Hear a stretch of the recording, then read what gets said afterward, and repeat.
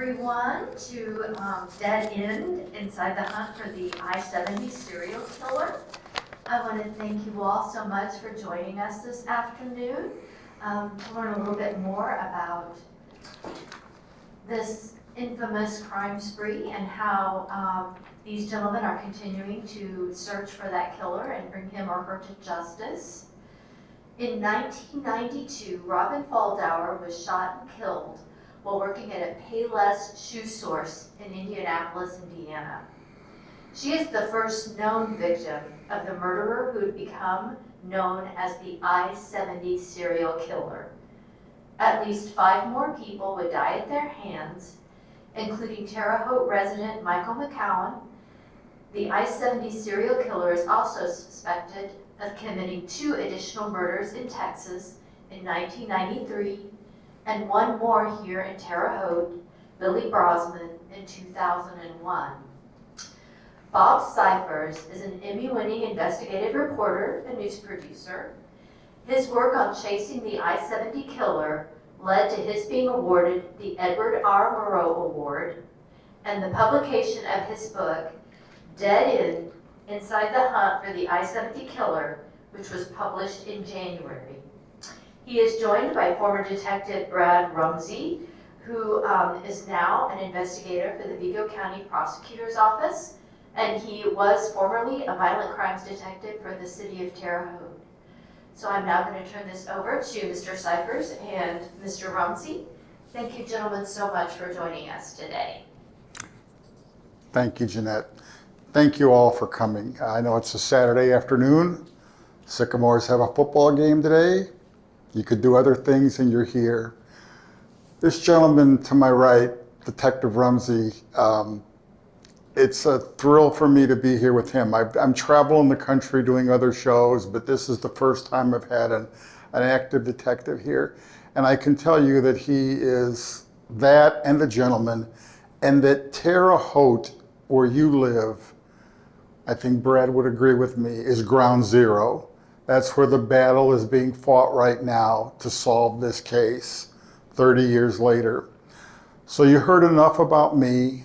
I retired a couple years ago from the CBS TV station in St. Louis, and all I wanted to do was, I had one thing on my bucket list. I wanted to go to the Holy Land, and I wanted to play bad golf. And I've accomplished both. And I had time on my hands, and so I wanted to write.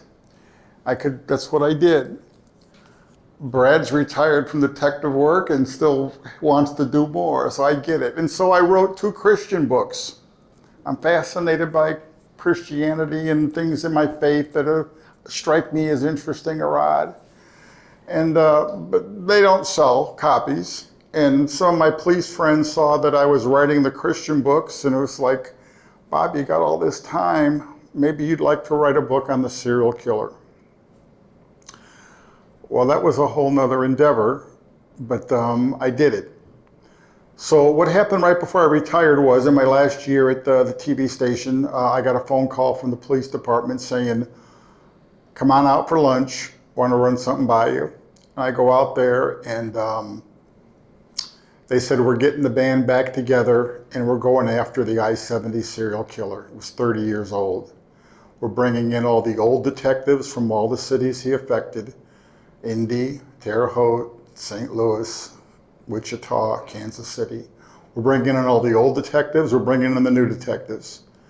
We're bringing in new DNA. We're bringing in the FBI. We're bringing in profilers. We're bringing in everybody to take one more crack at this case.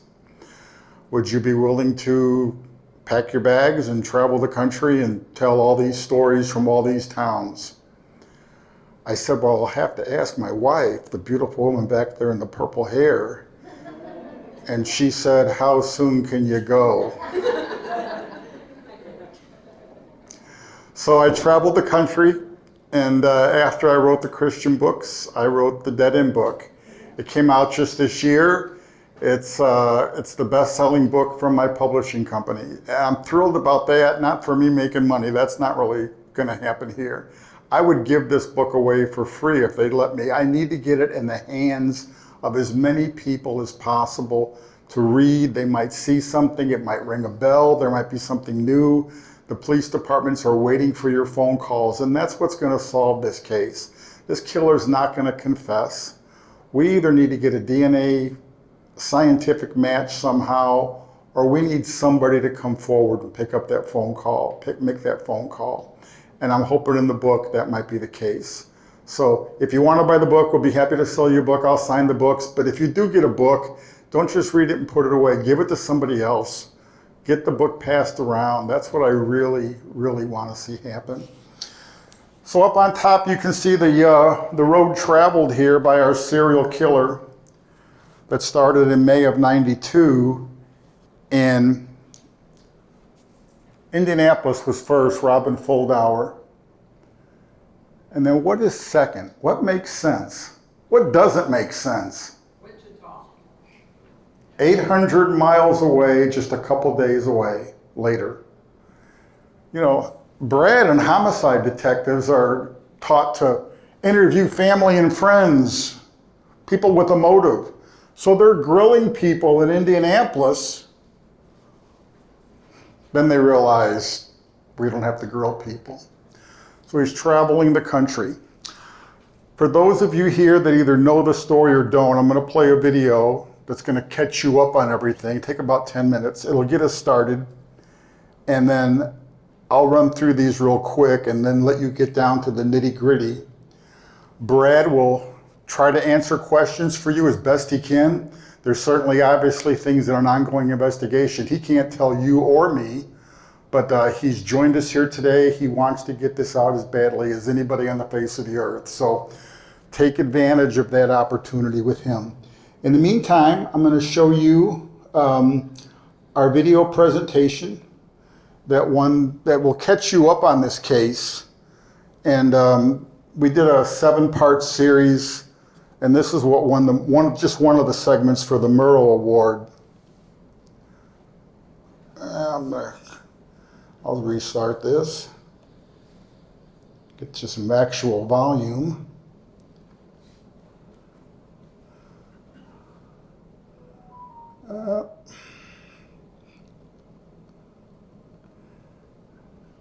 I'm not the most technically sound guy.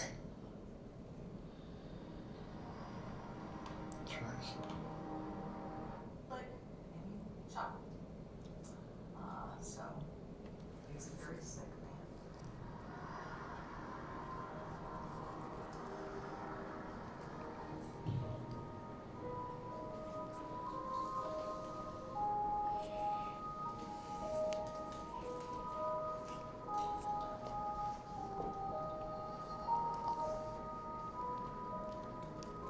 Just gonna turn the volume up a little bit.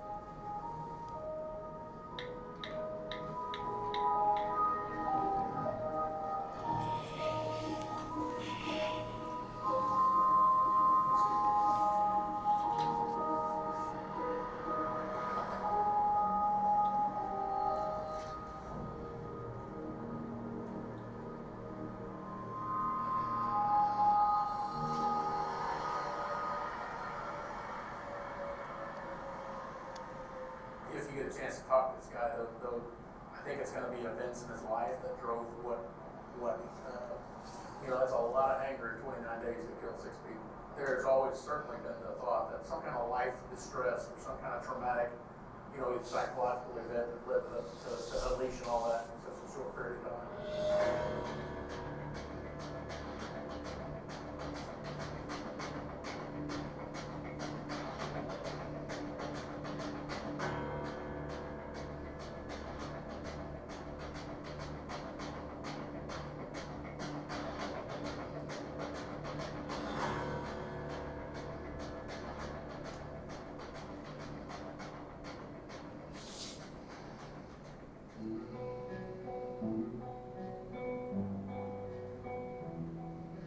After the last murder in Raytown, it's my understanding that information about the cases being linked by ballistics was released to the media at the time, and after that information was released to the media, that weapon was never used again in another murder. They could have simply said the mode of operations was similar. Instead, they told the bad guy we know it's the same gun. So of course he's gonna switch guns, because he doesn't want to continue using the same gun that they already know he's used, right? So suddenly, we have 3 cases, not too long after, a year or so, in Texas, they're very similar.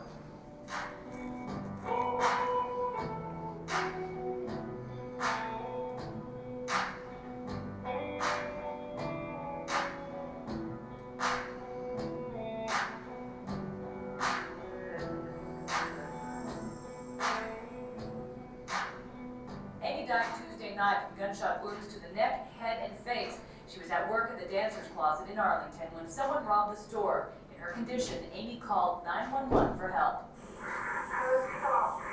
Okay, do you need an ambulance? Okay, where are you hurt? It's a terrible thing to listen to. I mean, it really is.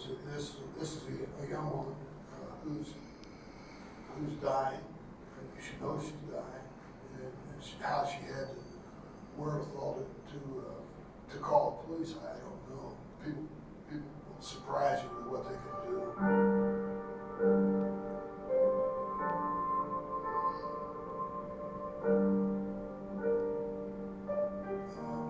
Whenever I was told that by the boss, I'd go get that tape.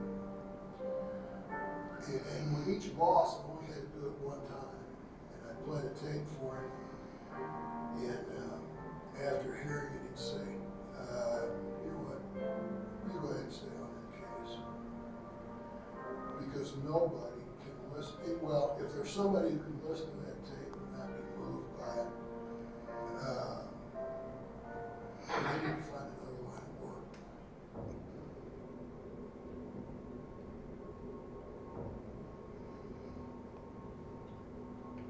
I kept my eyes closed and knew this horrible individual wanted me dead. Why? I don't know, but this person wanted me dead. That was his only reason for being in there.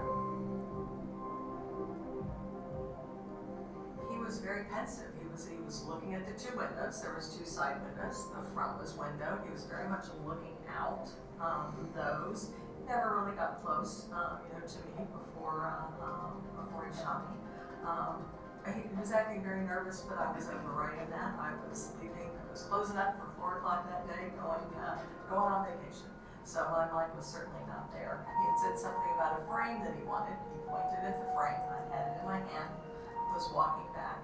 I never heard him come up on me. Never heard a thing.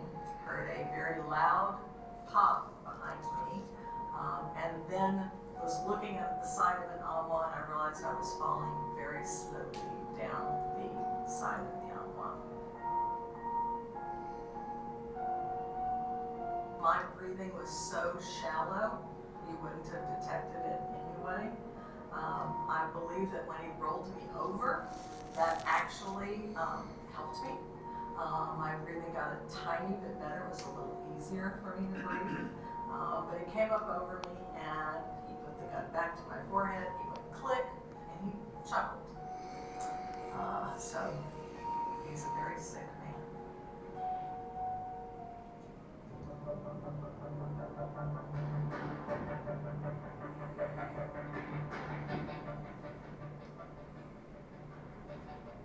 In 2001,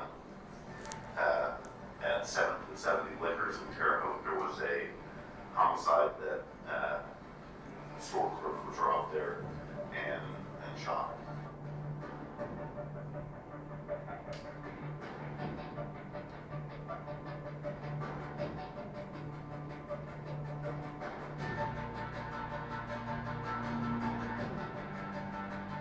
Pulled out a handgun from his waistband on the right side. Asked Billy for the money. Billy then brought out the cash register drawer and set it on the counter. That time suspect reached, grabbed the money out of the cash register drawer. Notice that the robber didn't try to hide his face.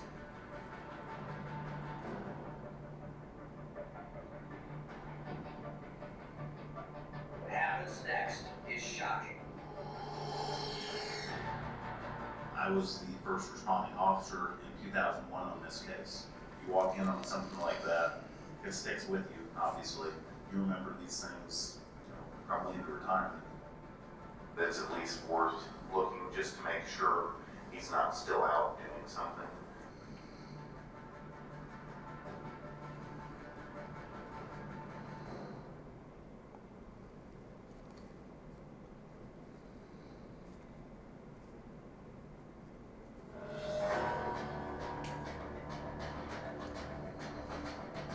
But like anything else, profiling has evolved tremendously since then. We don't have an updated profile at this point. One of the other things that was discussed was that, if he was involved, he may have been involved in previous robberies. And that's why he wasn't legal witness. Kind of personal gain or enterprise, so coming into the picture, robbery, theft, taking of money, that takes away from that diabolical basis of who contrived, premeditated, predatory type serial killer, which usually has a sexual aspect to it. It's not a serial killer. It's our belief that robbery was secondary to what was going on with this crime. I mean, it's no secret that these are not typical robbery targets. They're not typical robbery places or times. If you're gonna go rob someplace, I'm not picking a ceramic store to go rob. I'm not picking a small shoe store to go rob. Your average shit like that. This is not what he's gonna do. This guy obviously did more than one killing, and all of those killings were at odd times. And when you consider the times of day, there are times when people are out and about. Back in the 90s, gas stations, credit cards wasn't as prevalent, so I would have been hit anywhere but probably the places he was choosing to rob. It probably really got the juices flowing for him, knowing that people were basically right next door, or maybe on the street in front of the place.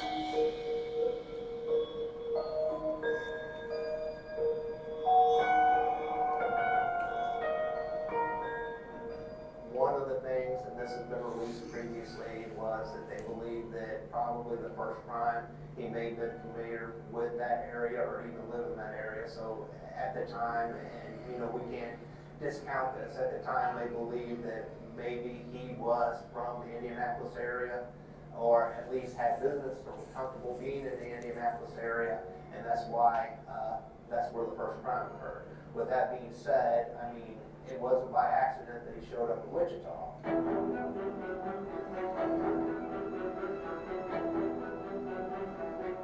The fact that Indianapolis was the first and Wichita was the second, he had traveled with a purpose, and whether that is a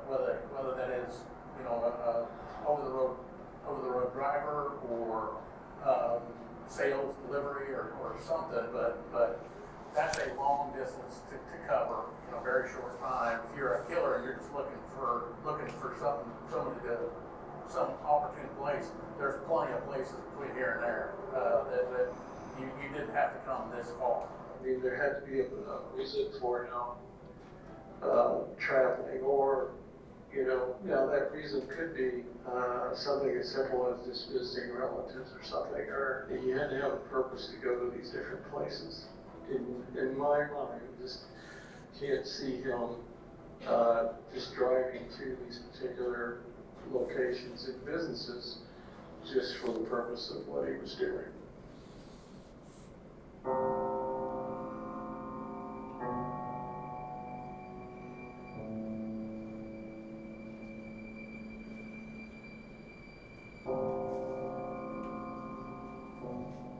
Something I noticed the most is families get left behind. Nothing will bring her back. That's all you really want. What will you never be doing? There's never going to be any closure for me. There's never going to be any closure for her brother or sister-in-law or any of my family, that anybody who was close to her.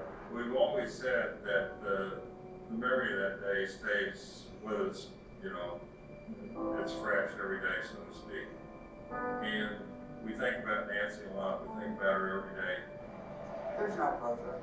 Because we think about this all the time. I think about this daily, in the day of my life, that this hasn't haunted me and will till the day I die.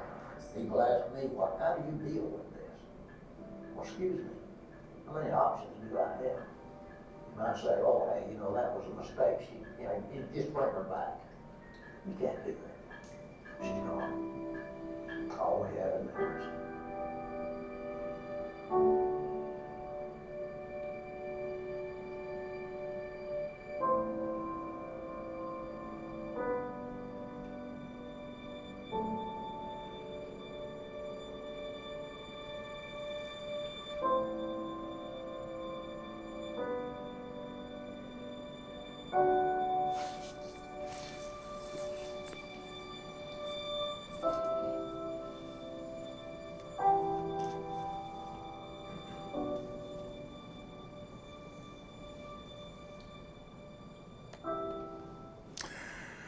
Anybody learned anything about that from this? Those who weren't familiar with the case? I know we have some people here who knew Mick McCown, and I know we have some people who grew up here and people who did not. Having traveled the country and met the police officers and the families, every time I see that, it hits me the same. I'm gonna run through the homicide scenes really quick. I want you to look at this first one. This is Indianapolis and Robin Fuldauer. She's killed at the Payless shoe store. What's this? It's connected to a Speedway gas station in 1992, just like a McDonald's is connected to a gas station today.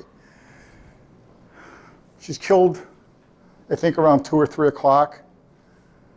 All these cars coming and going. He's killing her right next door, in the middle of the day, in front of all those people. I'm going to read to you a little excerpt from the book on that part. Roger Spurgeon is the police detective for Indianapolis. We looked at each other around the busy Pendleton Pike area and read each other's minds.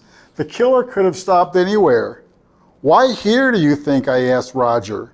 He could have stopped anywhere. Why do you think he stopped here? The detectives all looked at each other and shook their heads. A question that was never answered here or anywhere else. This would be one of the last places on earth you would think he would strike. Look how busy this area is. Stop and think of all the murders. If you wanted to kill somebody, you wait at night and hide behind a bush or something. In the middle of the day, on a very busy street, just like right here on 41 going through Terre Haute. It's the busiest street in town. And there he is. And now, you know, he's somehow, there's people say, well, he's an off-road trucker. He drove to Wichita. There's no place to park a semi here. No sign of him getting away. But he's going to Wichita. And boy, do things get interesting here.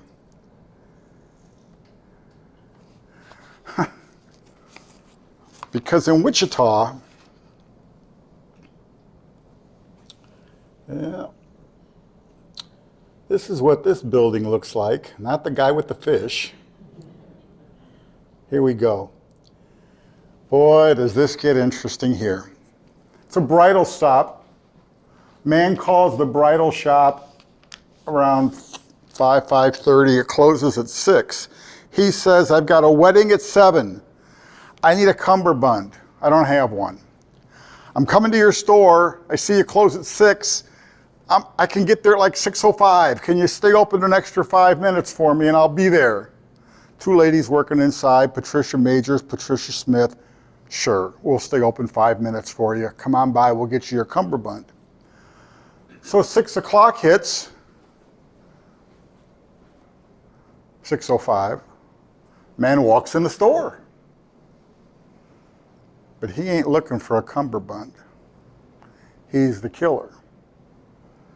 Takes them both to the back room like he did for Robin Fuldauer, kills them both. Now he's got to get out. He's leaving the bridal store, and guess who walks in? The man looking for the cummerbund. So now he's got 2 dead women here. He's got a man who's coming in the door there, and he's holding a gun and a wedding veil. Fate, timing, what's going to happen here? He tells the guy, hey, come on back here to the and the man's like, whoa, I don't see nothing. I don't see, and the man's backing out. The killer has to make a decision. Am I going to kill the guy and have 3 bodies here now, and the guy's dead out there? He's not coming back. He lets the man go. Man gets away. Killer flees the store, and where's he heading now? He's turning back around, and he's coming right here. He's coming to Terre Haute. He's coming to Sylvia's.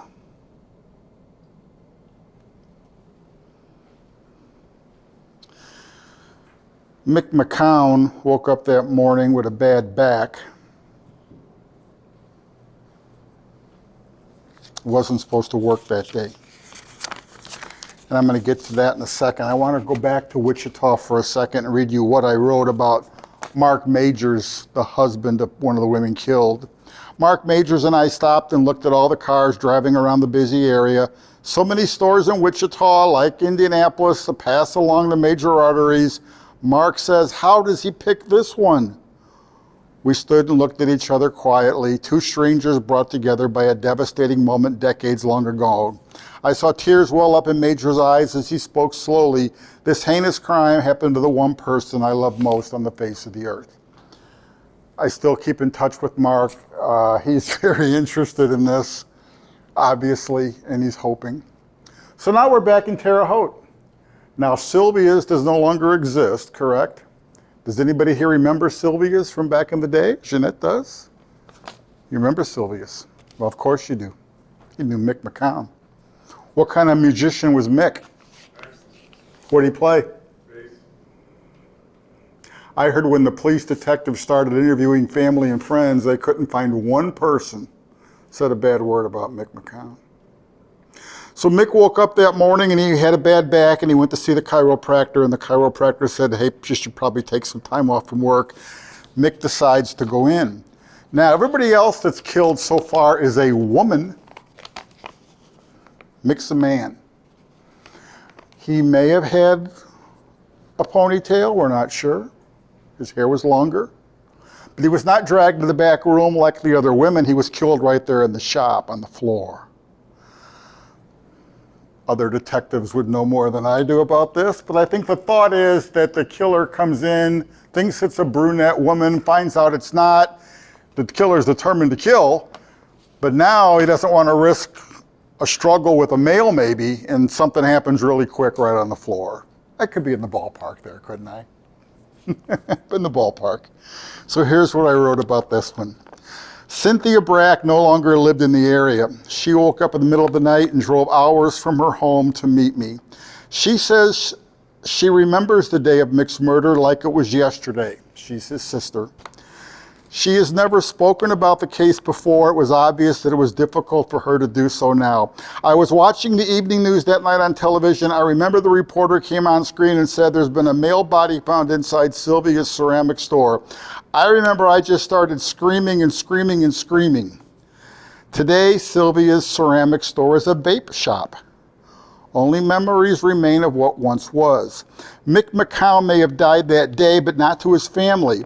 McCown's father, Philip, was so distraught, he stopped driving his own car and parked it in the garage. He insisted on driving Mick's car instead, and he drove it everywhere every day. He said it smelled like his son. Can you imagine? Well, now we're getting into Bob's world because the killer is not stopping. I'm working in the newsroom on a Sunday in St. Louis, watching the Cardinals play baseball, and I hear a police call on the scanner for a homicide call. This is Nancy Kitzmiller. And Nancy worked at a brand new store in St. Louis called Boot Village. You talk about a modern, booming shopping center. I'm going to show you a picture. You can see what it looks like here. There's a Deerberg store, and here's Nancy's store, which is now a St. Louis bread company. People dining there all day have no idea a homicide scene occurs here. So I'm working in the newsroom. It's Sunday afternoon. The police scanners are on. I hear a homicide call on the scanners. St. Louis is a pretty big city. A homicide call is not that big a deal. In one ear, out the other. Wait a minute. It's like Sunday afternoon at 2 o'clock, and it's where? At the brand new busy shopping center? That was odd. I grabbed a photographer. I said, let's go and see what's out there. Well, we get out there, and here's what I wrote. Police were tight-lipped at the scene. Usually they will point the press in the direction of what they think might have happened, but not today, not this time. Today was met with head shaking and looks of bewilderment. I spotted an officer I knew and pulled him to the side. What's up, I asked. He just shook his head. Bob, this is a bad one. I said, robbery? He shook his head, no. Rape? Another no. Family, friend, boyfriend? The officer paused for a second. We don't seem to think so right now. Then what, I asked? A shrug of the shoulders. It just didn't make sense. But this is 1992, pre-internet, pre-eBay. So the police in Indianapolis have their own investigation. They don't know what's happening in Wichita. They got their own murder. They don't know what's happening in Terre Haute. They got their own murder. St. Louis has their own murder. They're not picking up the phone saying what's going on in Wichita. But after St. Louis, we got the ballistics coming in. And they found some really odd things. But there was one more murder to go. They all break your heart. This is now in Kansas City as the murderer is heading west. And we're heading to this store right here. This is a strip mall, older. This is the ending of the strip mall where the killing occurred. Right next to there is a video store. We used to have these things called like Blockbuster Video. You all ever heard of that? Yeah. I used to go there and get a movie. Okay. And behind it is this really steep hill. It doesn't really show it here, but this is like going straight up. Here's what I wrote here. This is Raytown, Missouri, a suburb of Kansas City.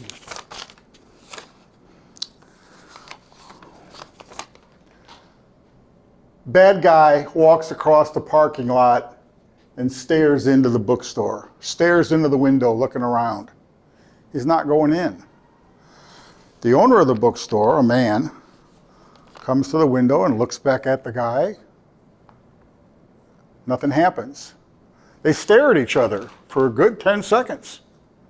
Finally, the guy leaves his window and walks over here. The owner of the bookstore thinks nothing of it, till 10 seconds later he hears bang, bang, bang, bang, bang.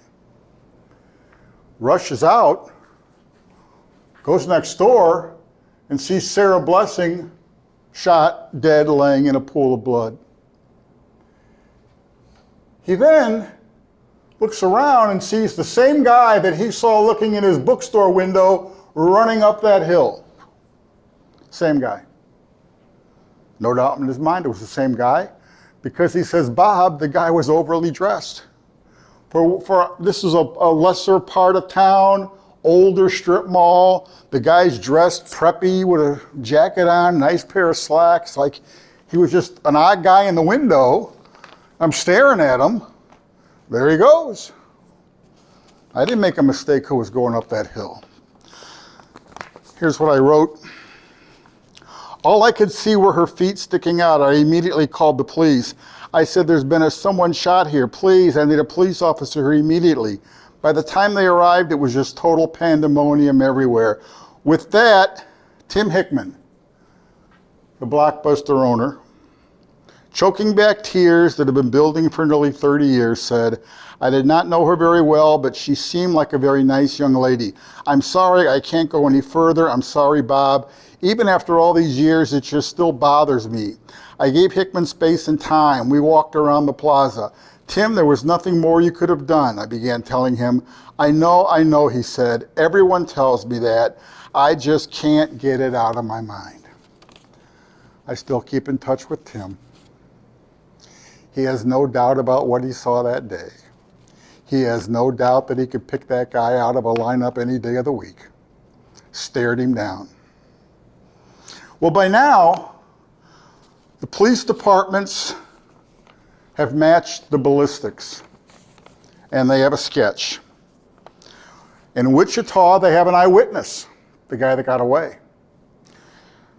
So you got an eyewitness, you got a sketch, and you've got the ballistics. And we're starting to put the pieces together.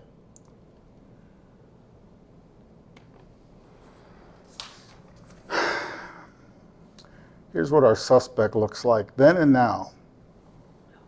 But before you get to that, this is really a pretty good book. If you ever come across this book, give it to your friends.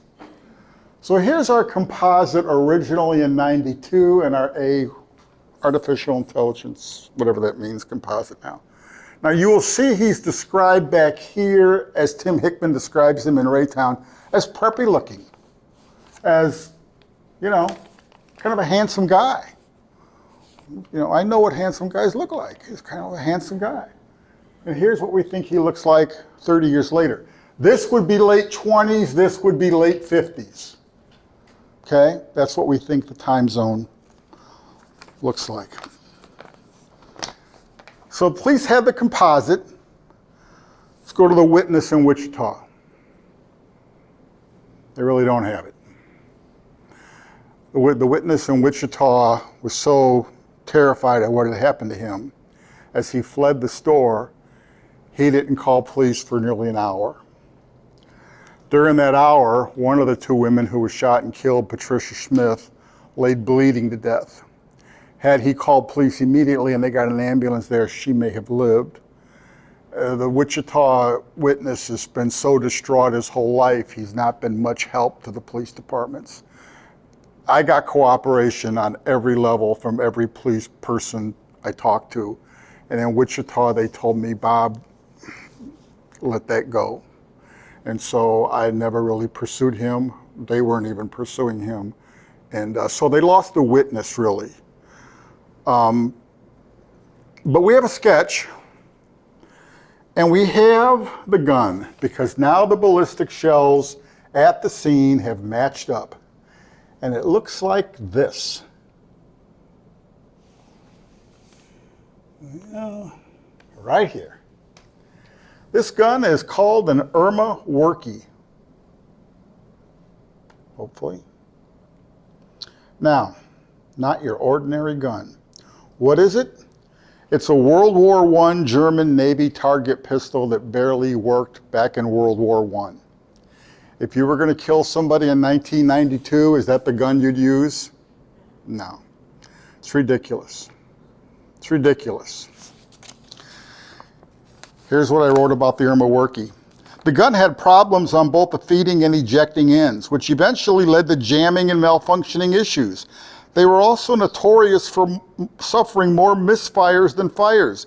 Gun collectors say the Irma Workie, quote, was practically made to jam. They add that the Irma Workie is very scarce and rarely even seen by firearms collectors these days. And yet somehow, some way, it was the weapon of choice for a madman roaming the country with killing on his mind. You're going to ask Brad later why he thinks they would have used that gun, and he's going to look at you the same way I look at you and say, so you got a theory? Because nobody does. But that's the gun. Now, I need somebody to read this book that knows something about an Irma Workie gun. You don't get this gun in the back of somebody's truck on the streets in the trunk to go kill somebody. You get this gun, a German World War I gun, because it's been passed down in some family as an heirloom.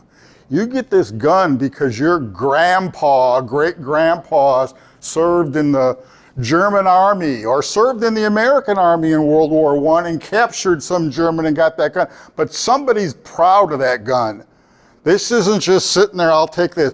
That's such a rare item. Somebody's proud of that gun. Somebody's going to read this book and say, I remember a guy telling me about his family fighting and stealing a German Worky gun. That's our killer. Then, of course, you got to figure out what you're going to do with that reward money. $25,000. You're going to go to Maui. You're going to get a Corvette. A lot of problems, tax purposes. You got to report that income. But we got this gun. And after the Irma Worky, we were making leads. I dealt with the profilers in Quantico at the FBI labs. They know why Ted Bundy killed. He's going after college sorority girls. I get it. They know why Jeff Dahmer killed. He's going after gay men in Milwaukee. Okay? We had a serial killer here in Indianapolis named Herb Boymeister who was killing gay men up and down the highway going the other way. But as they're compiling a profile for this, they don't have this. What is this? There's no history of this. Here's what I'm told by the profiler, Larry Ankrum. Eventually, investigators on the I70 case would reach out to the FBI to conduct a profile. Here's what they had to say. The killer appeared to have absolutely no motive other than the thrill of the kill. He'd come in and shoot these girls and leave money in the cash register. Payless shoe store, cash register's open. She's dead, money's sitting there. Nancy Kitzmiller, my Nancy, money's sitting there. Walks in, shoots him in the head and leaves. There is no motive. So now you're going to the profilers to look for a motive and there isn't one. The killer liked to murder his victims during the busiest times of the day and in plain sight. He had no getaway vehicle anywhere in sight at any of the murder scenes. His weapon of choice was the old Jeremy Goofy gun that constantly jammed. So now, even though we've got the ballistics and the gun, it's so goofy, we've lost our witness who's mentally challenged now from what he went through. We have a sketch. I remember back in the day in the 90s going along Interstate 70, stopping off at gas stations and stuff, covering news stories, and there'd be posters, again, pre-internet, on telephone poles and in stores at 7-Eleven. That was the old convenience store name. You know, they'd have this guy's picture up there, watch out. That's how they got the word out then. They just put posters up everywhere at all these stops. Well, now it stops. Once the police put out word they had the gun, the killing stopped. Or did they? Because a year later, the same exact things are happening in Texas.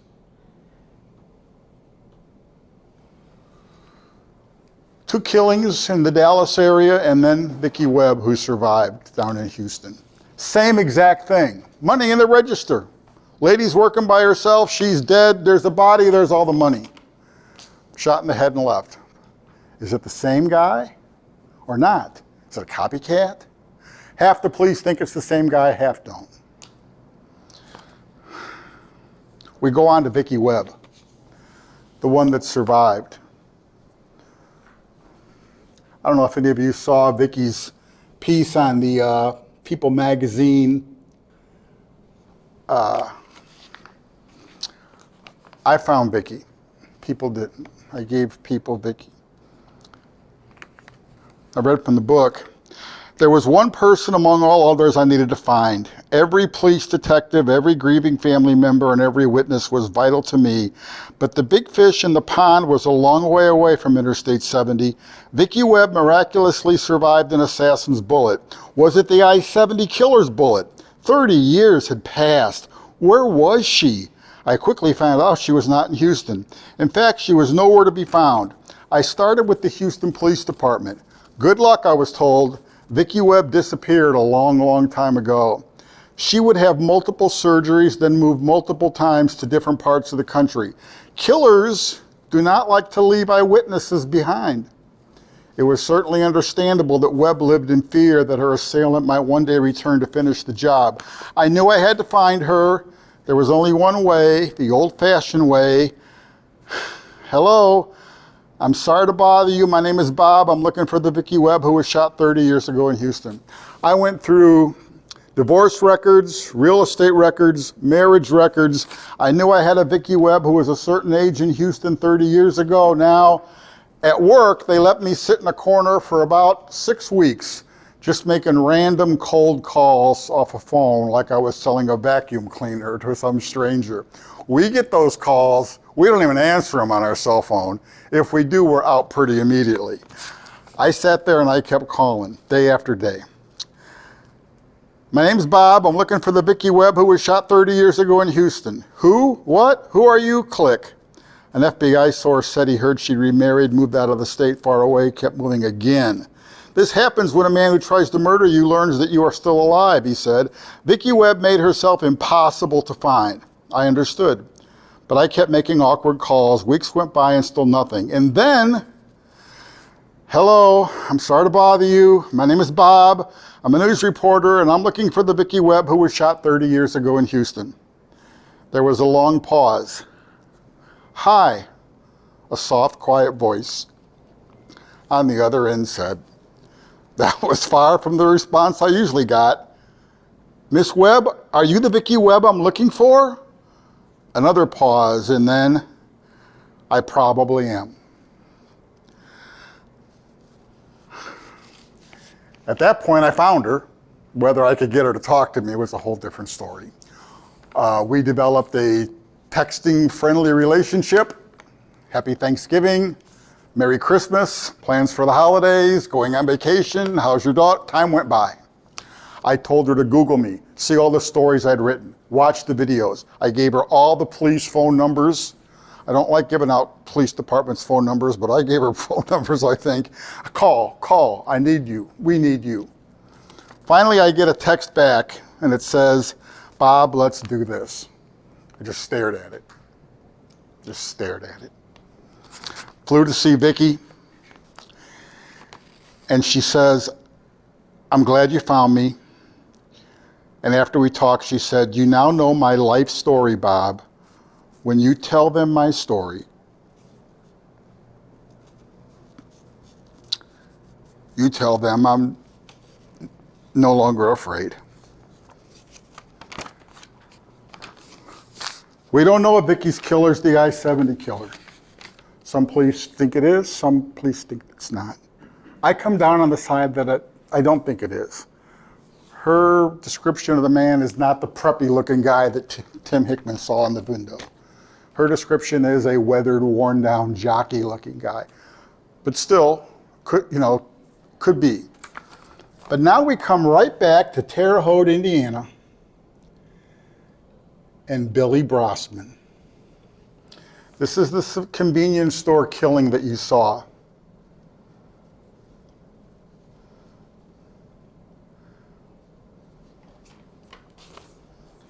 Here's what I wrote.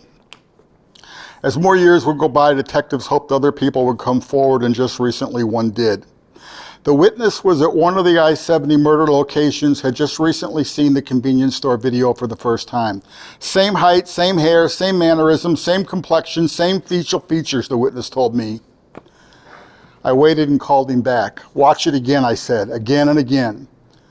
This is where the rubber meets the road. I need to ask you point blank, how confident you are the Brossman killer is the same killer you saw at your homicide scene. The witness never paused. Bob, it's him. I'm damn confident it's him. Detective Ray Floyd launched the task force in St. Charles to bring everybody back together. Here's what he says. If the I-70 killer's out there somewhere today alive, I believe he is, and he's laughing at what he has gotten away with so far, I have a little friendly advice for him. I would be feeling a little bit uncomfortable right now if I was him. Larry Ankrum, the FBI profiler, told me, Make no mistake, Bob, this guy likes to read and watch all the television news stories. Anything about himself and the murders he wants to consume. He wants to know what the police might know about him. He wants to learn everything there is to know about the case. And if he is still alive, he still does. Which means he's reading your book. And it means if you ever go somewhere and make a presentation, he might be there. So I want you to look at the person sitting next to you and see if anybody looks like, let's take a look at you here. The hair, I don't know. The lady's here. Oh, there's some gentleman back there in the back. I don't think it's Brad. Oh, man, a camp over there. Okay. So I just want to say one last thing, and I mentioned this to Brad about lunch, and the word is fate. Robin Foldauer in Indianapolis was not supposed to be working that day. Somebody else called in sick. She went in and covered the shift alone. In Wichita, the store was supposed to be closed at 6 o'clock at night. Stayed open. Back at Terre Haute, Mick McCown was told by the doctor not to go into work that day. He dragged himself in. In St. Charles, Nancy Kitzmiller was not supposed to work that day. A friend called her at the last minute and said, "Can you come and work for me?" In Raytown, Sarah Blessing had just opened that store that she had next to the Blockbuster store with 4 other friends.